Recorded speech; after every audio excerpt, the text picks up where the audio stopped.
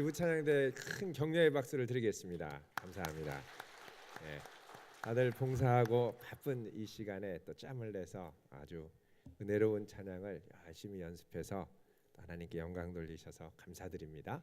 네, 화이팅입니다. 화이팅. 감사드립니다.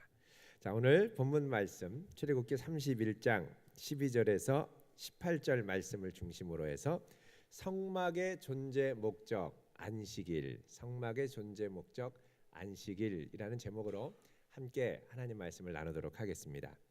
오늘 본문 말씀은 그동안 출애굽기 25장부터 31장까지 우리가 계속해서 아주 꼼꼼하게 묵상해 왔던 성막에 관한 말씀의 이제 결론 부분입니다.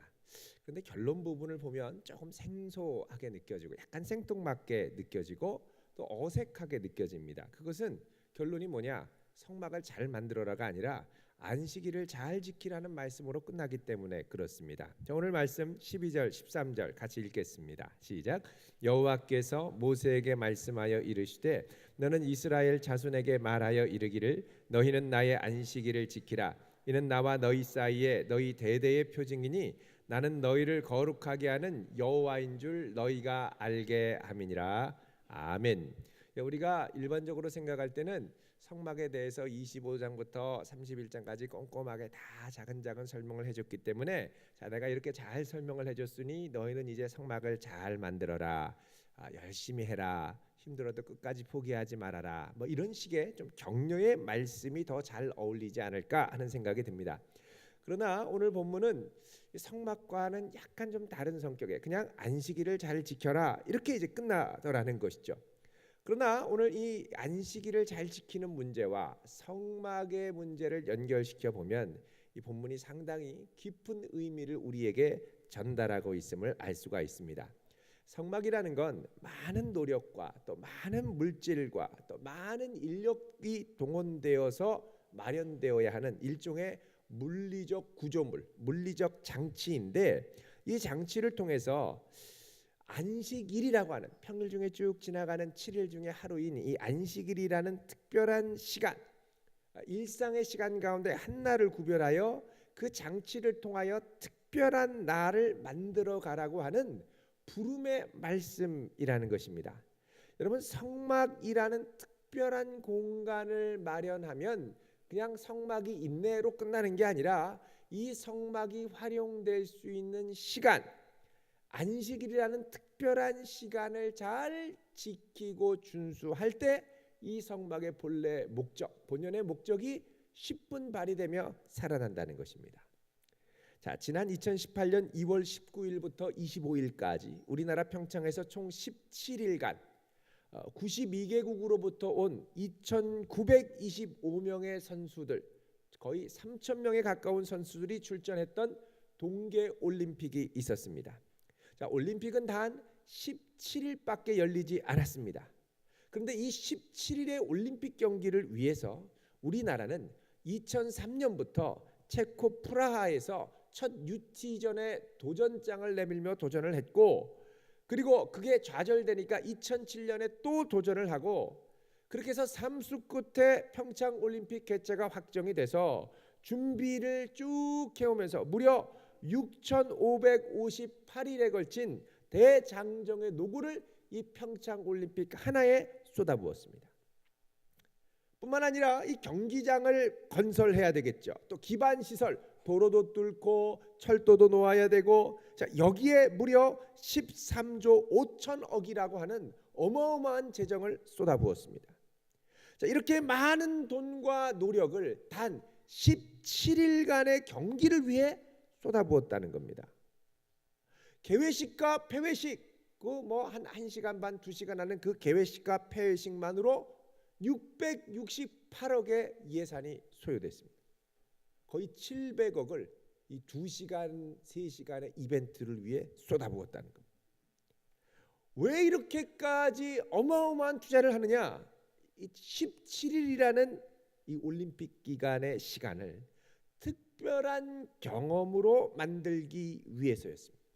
특별한 경험을 위해 모든 공간, 평창의 일반적인 강원도 산골의 공간을 재구성하고 거기에 부여할 수 있는 의미를 새롭게 부여하여서 여기에 새로운 시간을 경험하도록 했다는 겁니다. 여러분, 새로운 시간을 경험하는 것, 일상의 시간 중에 특별한 시간으로 남는 경험을 체험이라고 합니다. 우리가 살아가는 이 시대, 그리고 다가오는 시대에 정말 중요한 이 가치 중에 하나가 체험입니다. 삶이 체험이 될 때 소중한 삶으로 각인이 된다는 것이죠. 아무리 재산이 많고 돈을 쌓아두었다 하더라도 쌓아둔 것 자체로는 이제 의미가 없는 시대가 돼가고 있습니다. 갈수록 체험을 위해 투자하는 시대가 돼가고 있습니다. 자, 미국의 대표적인 우주 여행사 버진 갤럭틱이라고 하는 회사가 몇 년 전에 설립이 됐죠. 이 회사에서는 우주 여행 상품을 내놨습니다.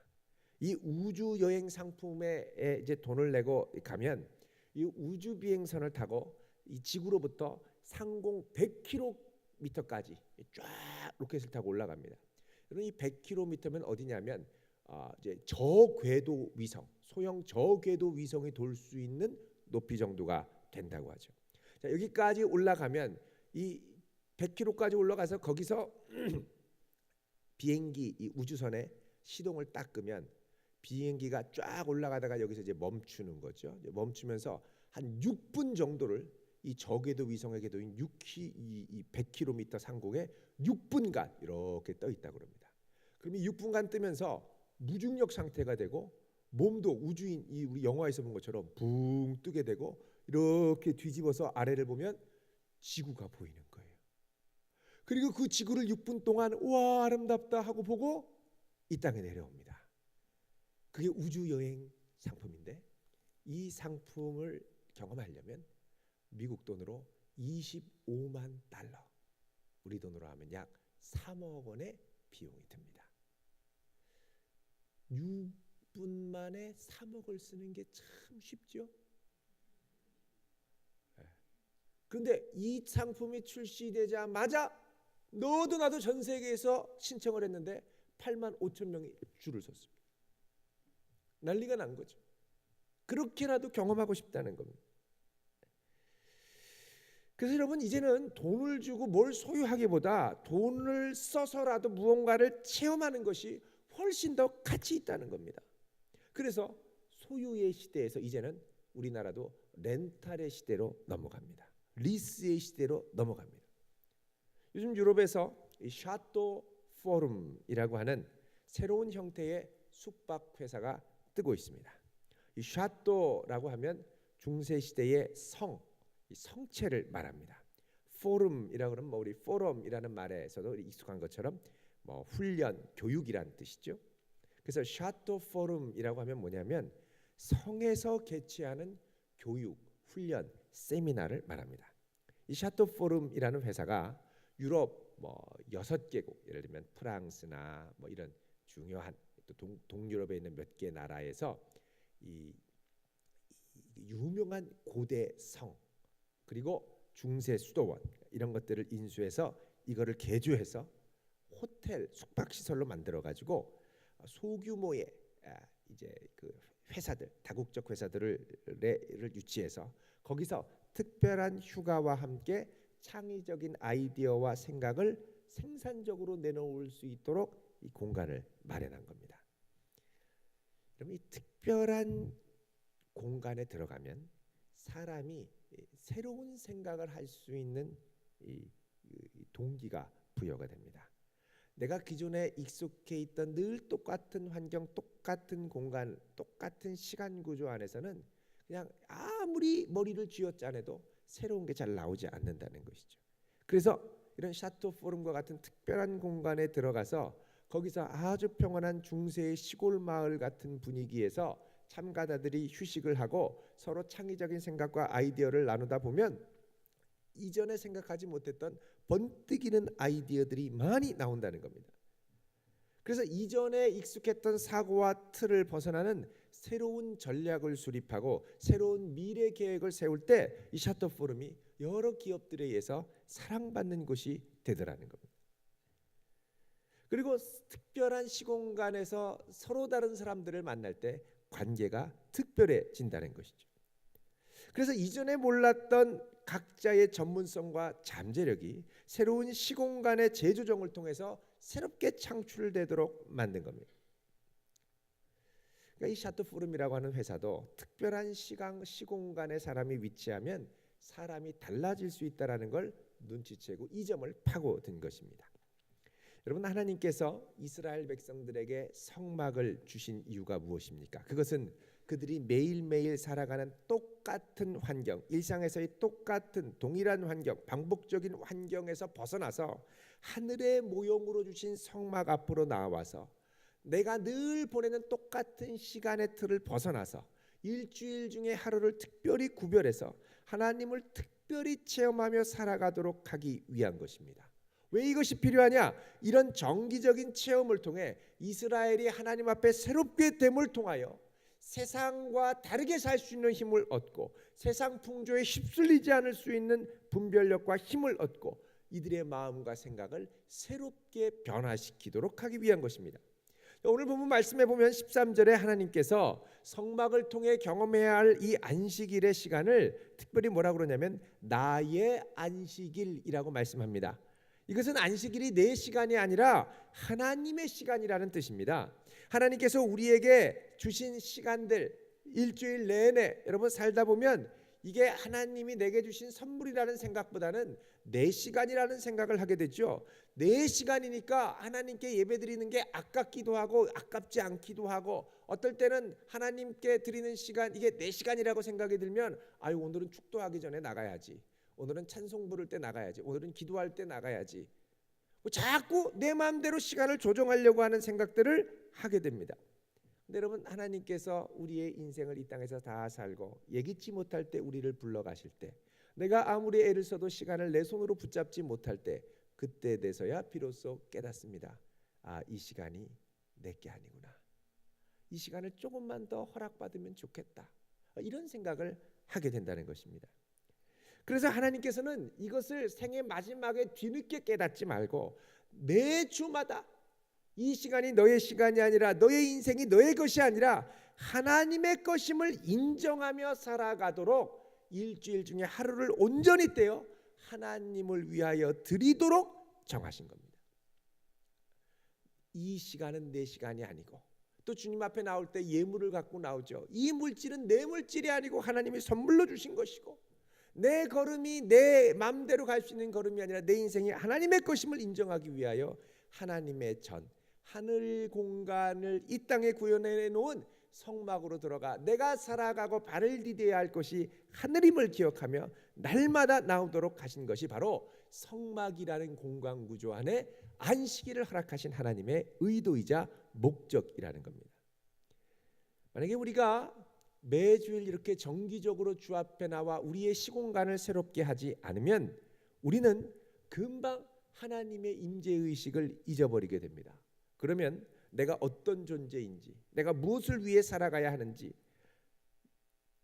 우리가 늘 일상 가운데 사는 복잡하고 쳇바퀴 돌아가는 것 같은 그런 시간 공간 구조 안에 막 나 자신이 들어가면 정신없이 돌게 되죠. 그렇게 하다 보면 여기서 빠져나와서 내 시공간의 방향을 점검할 틈이 없습니다.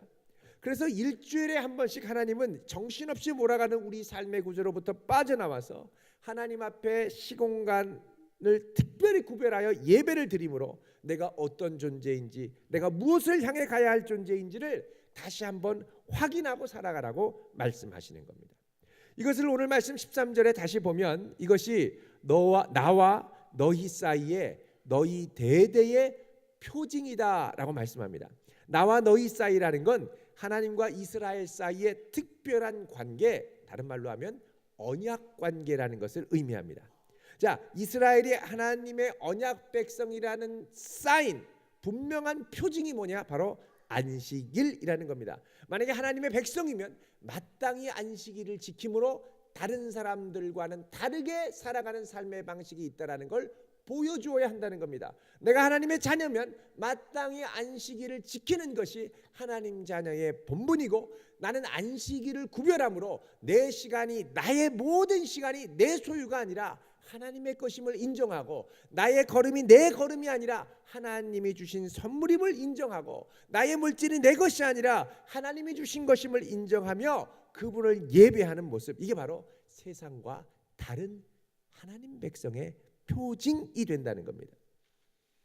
여러분, 내가 안식일을 지킨다는 건 분명 나는 하나님과 특별한 관계가 있는 존재라는 것을 상징하는 것입니다. 여러분, 내가 세상의 다른 사람들의 여러분을 아는 지인들 이 페이스북이나 이런 데 보면은 생일입니다 하면 쫙 뜨는 경우가 있죠. 여러분, 내가 아는 사람의 생일은 축하해 줍니다. 특별히 가족의 생일은 더더욱 챙기고 축하해 주죠. 미역국이라도 끓여주고 생일 케이크라도 이 촛불 붙여서 생일 축하합니다 라고 하셔야 됩니다. 그거 잊어버리고 그냥 남남처럼 살면 그 다음에 얘기합니다. 그러지 말고 우리 아예 남남처럼 삽시다. 여러분, 가족이면 기억해 줘야 됩니다. 그러니까 특별한 관계일수록 특별한 관계를 기억해 주고 축하해 줘야 됩니다. 그게 특별한 관계됨의 표징이라는 거죠. 왜 기억하고 왜 축하해 줍니까? 당신과 나는 특별한 사이이기 때문에, 당연히 특별하기 때문에 지키고 축하해야 된다는 겁니다. 마찬가지로 하나님의 언약 백성이라면 반드시 하나님이 내게 주신 이 시간이 선물임을 기억하고 일주일에 한 번은 내 삶의 시공간을 새롭게 하나님 앞에 리프레시하는 거죠. 새롭게 하는 겁니다. 여러분, 스마트폰도 전원을 끄지 않고 오랫동안 계속 며칠, 한 달, 두 달 쓰다 보면 이 핸드폰 안에 버그가 일어납니다. 잘 안 돌아갑니다. 그럼 어떻게 되느냐? 핸드폰 전원을 다시 껐다가 켜야 됩니다. 리프레시하는 거죠. 사람도 마찬가지입니다. 이 세상에서 정신없이 세상 풍조 가운데 살다 보면 세상 풍조와 죄의 영향으로 우리 존재 자체에 버그가 일어납니다.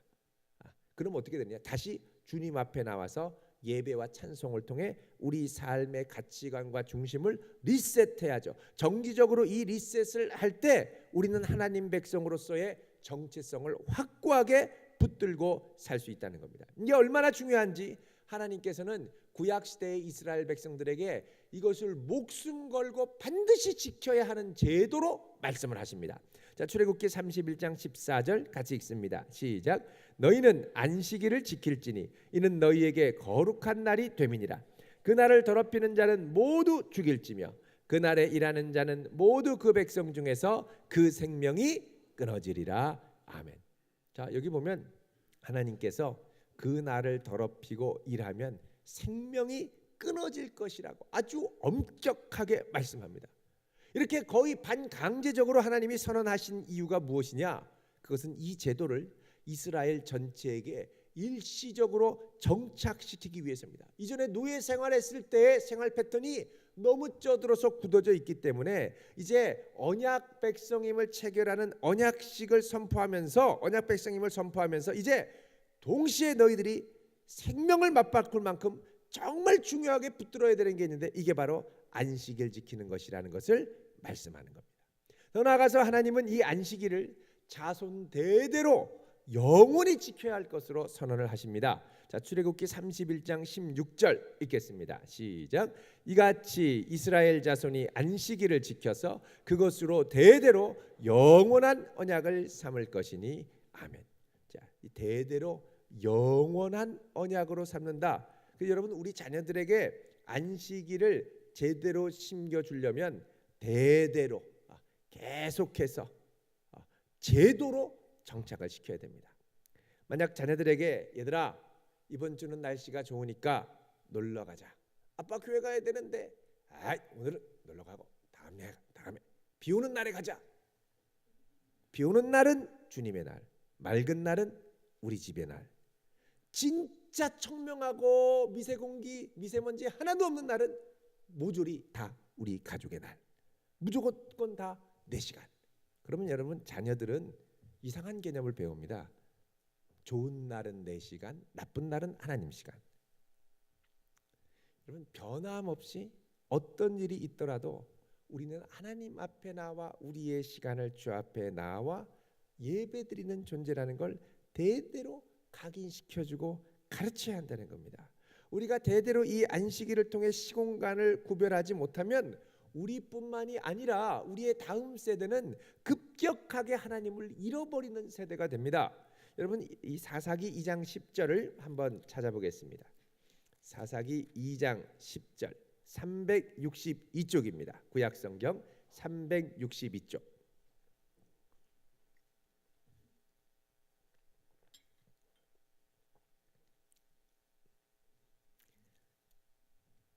같이 읽겠습니다. 시작. 그 세대의 사람도 다 그 조상들에게로 돌아갔고 그 후에 일어난 다른 세대는 여호와를 알지 못하며 여호와께서 이스라엘을 위하여 행하신 일도 알지 못하였더라. 아멘. 자, 여기 보면 믿음의 세대, 여호수아와 함께 약속의 땅 가나안을 정복했던 세대들이 다 죽자 그 다음에 일어난 세대를 뭐라 그러냐면 다른 세대라고 그럽니다. 왜 다른 세대냐? 그 다음에 나오죠. 여호와를 알지 못하고 또 여호와께서 이스라엘을 위하여 출애굽을 시키시고 약속의 땅 가나안을 차지하게 하신 일들도 몰랐다고 그러죠. 여러분 이런 현상이 언제부터 나타나느냐? 이스라엘이 안식일을 구별하여 하나님을 예배드리지 않고 이제부터는 우상을 숭배하며 우상에게 예배하기 시작하면서부터 이런 현상이 시작이 됩니다. 그러니까 우상을 위하여 시공간 구조를 특별히 구별하면서부터 다른 존재가 되더라는 겁니다. 하나님 외에 내가 좋아하는 다른 것을 위한 시공간을 특별히 자꾸 마련하면서부터 그 존재가 달라지더라는 거죠.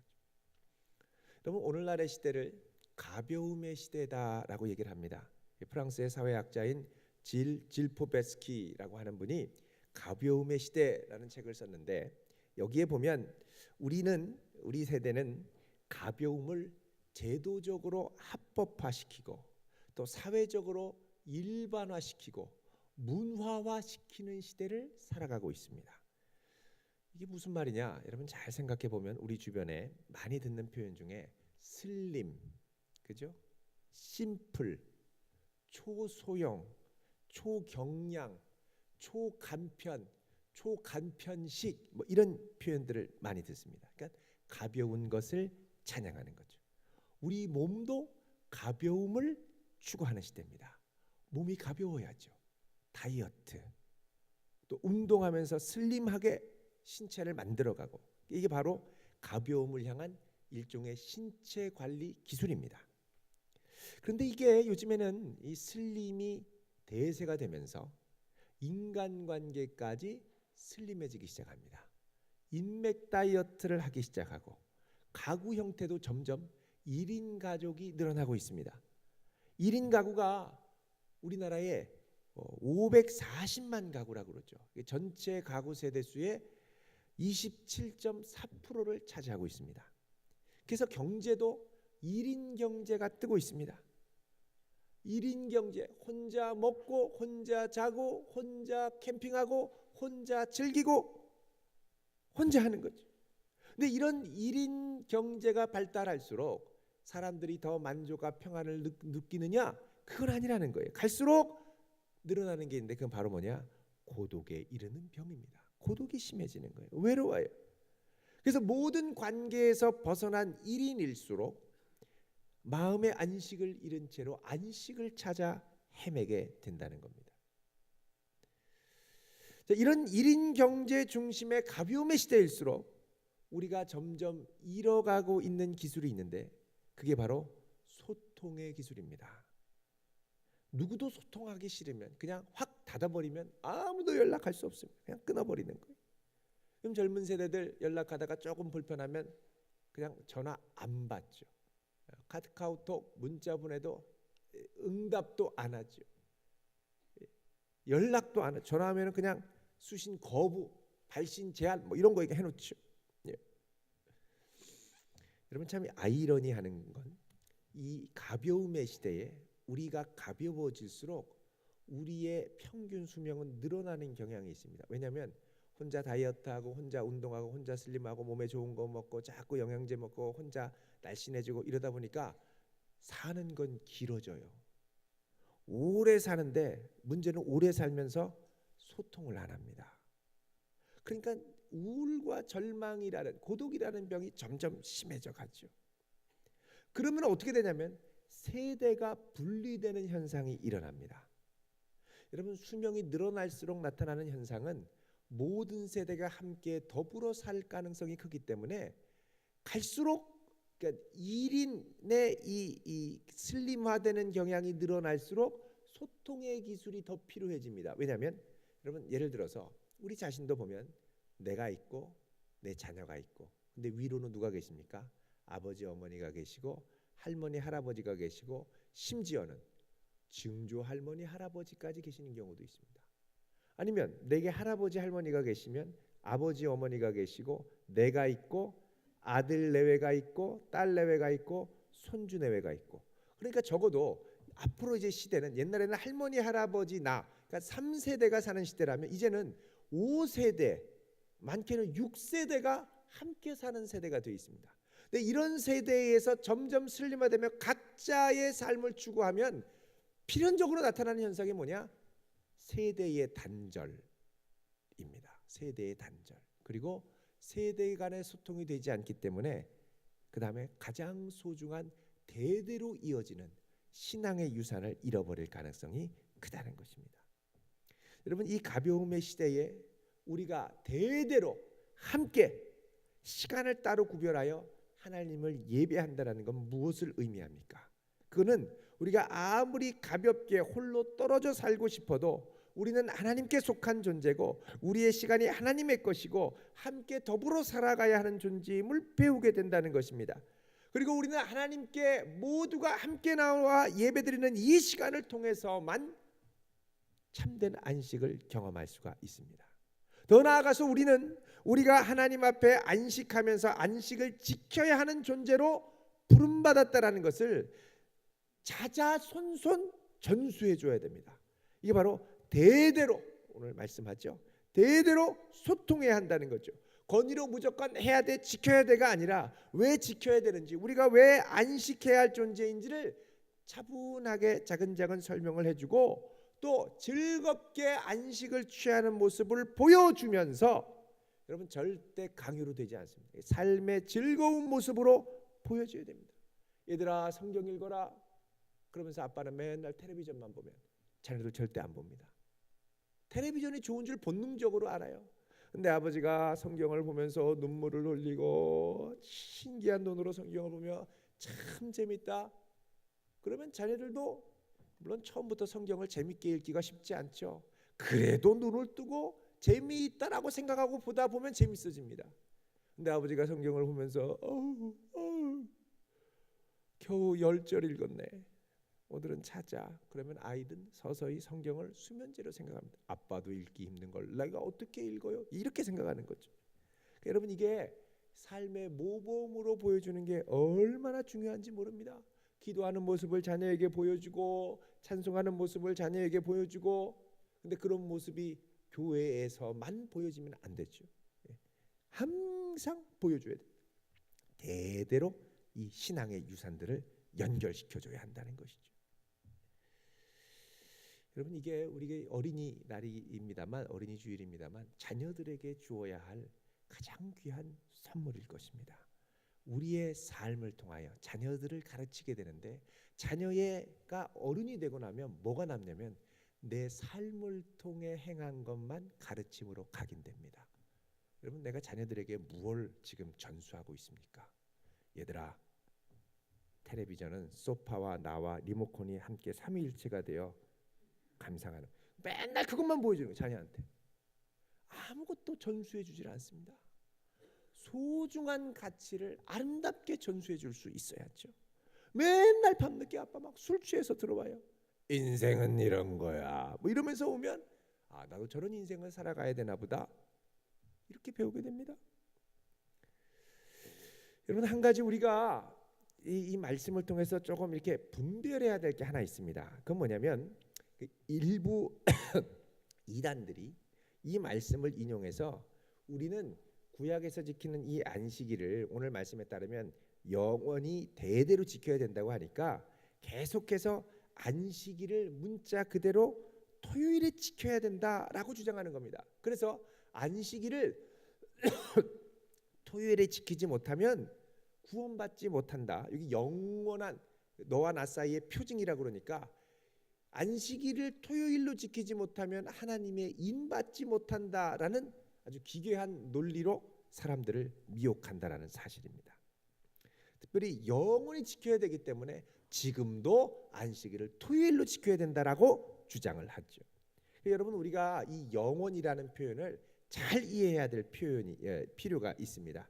이 영원이라는 말이 히브리어로 올람이라는 단어인데, 이 올람이라는 단어는 한도 끝도 없는 영원을 의미하는 게 아니라 한 시대 그리고 한 생애의 전체를 의미하는 단어입니다. 그래서 여러분 한번 찾아볼까요? 출애굽기 12장 14절에 보면 하나님이 유월절을 가리켜서 이렇게 말씀을 하십니다. 보시겠습니다. 출애굽기 12장 14절. 같이 읽겠습니다. 시작. 너희는 이 날을 기념하여 여호와의 절기를 삼아 영원한 규례로 대대로 지킬지니라. 자, 여기 영원한 규례로 대대로 지키라고 그랬죠. 자, 여기 이 영원, 이게 무슨 날이냐면 유월절을 말하는 겁니다. 유월절을 대대로 지켜라. 여러분, 지금 우리가 유월절 지킵니까? 안 지키죠. 근데 왜 여기서 유월절을 영원한 규례로 지키라고 그랬죠? 여기서 이 영원하다라는 건 한도 끝도 없는 영혼이 아니라 말씀드린 것처럼 한 세대, 구약의 세대를 말하는 겁니다. 그래서 히브리서 9장에 보면 이 유월절은 예수 그리스도의 십자가와 함께 끝나게 되지요. 이것은 제사장의 직분도 마찬가지입니다. 자, 출애굽기 40장 15절을 또 뒤로 가셔서 같은 출애굽기 40장 15절을 한번 보시겠습니다. 145쪽 같이 읽어보겠습니다. 시작. 그 아버지에게 기름을 부음같이 그들에게도 부어서 그들이 내게 제사장의 직분을 행하게 하라. 그들이 기름 부음을 받았은즉 대대로 영영이 제사장이 되리라 하시매. 아멘. 자, 여기도 아론의 자손들에게 대대로 영영이, 이게 올람입니다. 영원히 제사장이 되리라 말씀하시죠. 그러나 이 직분도 구약 시대와 함께 끝나게 되고 신약의 백성들에게는 어떻게 됩니까? 모든 성도들이 왕 같은 제사장으로 부름을 받게 됩니다. 그래서 이 구약의 제도들이 신약의 예수 그리스도와 함께 새롭게 바뀌고 끝나게 되는 경우가 많이 있죠. 자, 여러분 골로새서 2장 16절을 보겠습니다. 신약 성경 골로새서 2장 16절. 신약 성경 325쪽입니다.